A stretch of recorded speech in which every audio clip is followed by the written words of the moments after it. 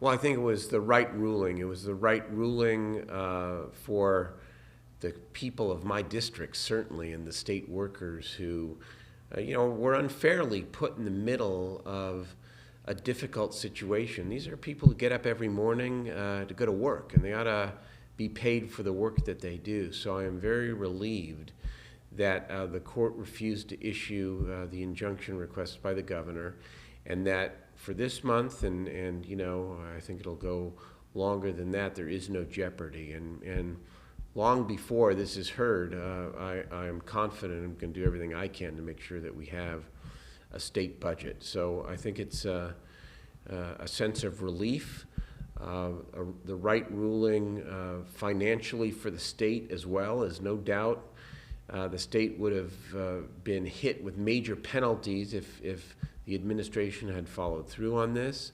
Most importantly, this is a good day for the working people, the people who work for the state of California and their families. They should never have been put in the middle in the first place.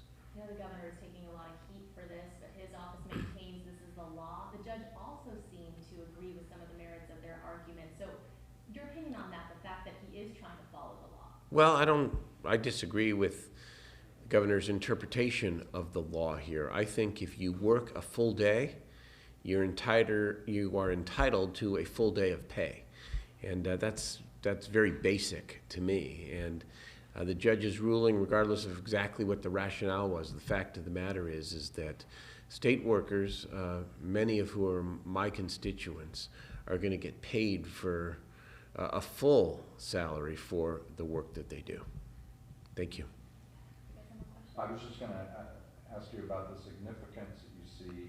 I mean, this obviously is the TRO issue, but then you have the issue on the merits coming up. Right.